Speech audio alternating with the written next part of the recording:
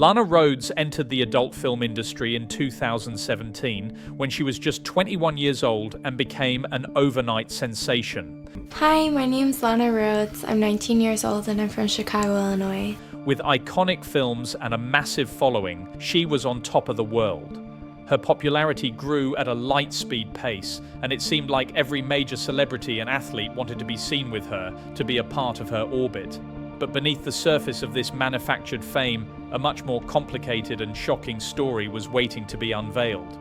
Public only saw the star, the sensation, the public figure, but few knew that while she was making films like a modern-day Scorsese, she was secretly married for 5 years to a man she had met when she was only 17 years old. She met him while working at a Hooters-like restaurant called The Tilted Kilt, where the waitresses wore what was essentially a schoolgirl's outfit. Tilted Kilt was the entry point to like objectifying yourself for a living? Pretty much. Yeah. Way to go. This was just the beginning of a life where her carefully curated public persona did not match her private reality. The person the public was consuming was not the same person who was living a quiet married life behind the scenes. This fundamental contradiction would become a recurring theme in every major chapter of her career. You always knew that that was something that you were interested in? Sort of. I watched The Girls Next Door, a Playboy, and Anna Nicole Smith and stuff. And I sort of just felt oh, they're so pretty and they have all this nice stuff. I want to be like them. I didn't realize, oh, I'm wearing this outfit and guys are looking at me sexually. I was sort of really dumb and naive at 17, 18, 19. But that wasn't the only secret she was hiding. To truly understand the Lana Rhoades story in its entirety, you have to go all the way back to her adolescence, where she describes herself as a troubled teenager who fell into what she calls a criminal cult when she was only 15 years old. I would get on his shoulders and climb over after the counter was closed. And you would get steal his cigarettes? Yeah, and I didn't even smoke. Literally, I was so f***ing naive.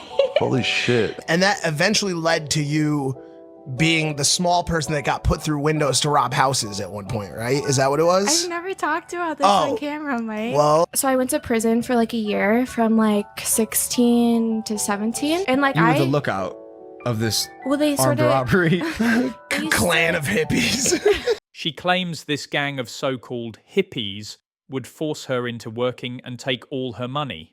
She vividly recalls a time when she was the small person who had to climb over counters to steal cigarettes from stores after hours. In a shocking confession, she admitted that by the time she was just 16, she had already been to prison for assisting these people in home burglary. When she recalls this moment in her life, she once again seems to fail to take any personal accountability for her actions. She says she didn't even smoke and that she was just the small person who got put through windows to rob houses. Essentially just driving the getaway car. She frames it all as something that was forced upon her, a narrative of being a victim, refusing to accept that her decisions had consequences. It was a pattern of behavior that would define her career, acting naive and positioning herself as a victim to avoid personal responsibility. After only 8 months in the industry, at just 22 years old, she decided to leave it once and for all. This is not exactly an uncommon thing to see, as the money can be instantaneous. During that short period, she made over 250 films. She was winning awards and making connections, and you would think she would be happy, but she has since stated that deep down, she felt disgusted by the degrading things she was doing for money. After this, she started dating a prominent YouTuber, and this made the two of them much, much more famous. You can make $1 million posting just a couple of videos on OnlyFans? Yeah. Legit $1 million? Yeah. He was essentially a parasite, using her for content and clout at every turn and harvesting millions of views off of their very public relationship. It always felt a little off, like a business arrangement, a cold and calculated move to cross over into mainstream fame. Their relationship was documented for public consumption, from their first meetings to their staged public appearances, and it ultimately ended in a very public breakup video that seemed like a final scripted act for views. It always just felt weird to me to have a breakup video. And here I am making a breakup video. But the worst was yet to come. That's when things really started to get a little more scammy and hypocritical. During the height of the crypto and NFT mania, she scammed the exit out of her audience with a massive NFT rug pull. Hello, CryptoSys community. First of all, I want to thank all of you for being part of my very first NFT project. A product called Crypto SX Dolls was marketed as a long-term investment. The premise was that fans could buy these JPEG NFTs that would somehow be tied to her career and increase in value over time as her popularity grew.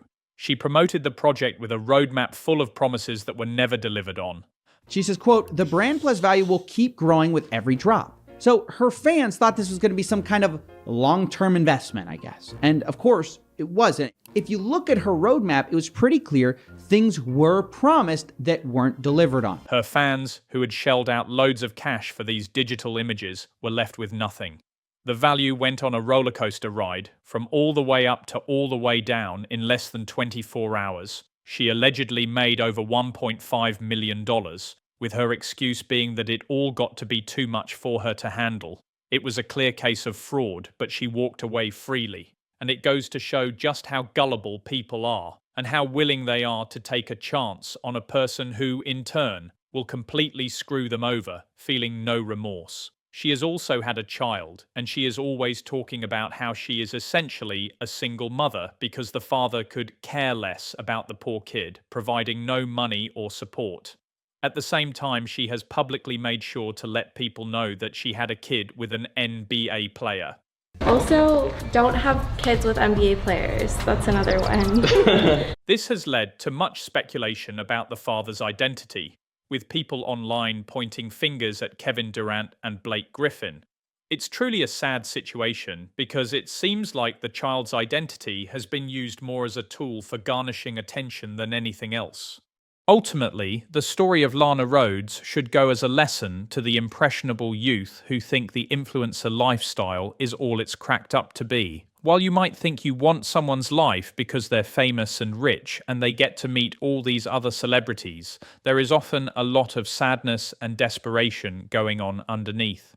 The recurring theme in Lana's life is a fundamental inability to take accountability for her actions, whether it was assisting in burglaries as a teenager, allegedly defrauding her fans, or revealing her son's private information for attention. Without accountability, it's impossible to truly grow as a person. Her entire life has been a series of transactions and public portrayals, with the truth always hidden just beneath the surface.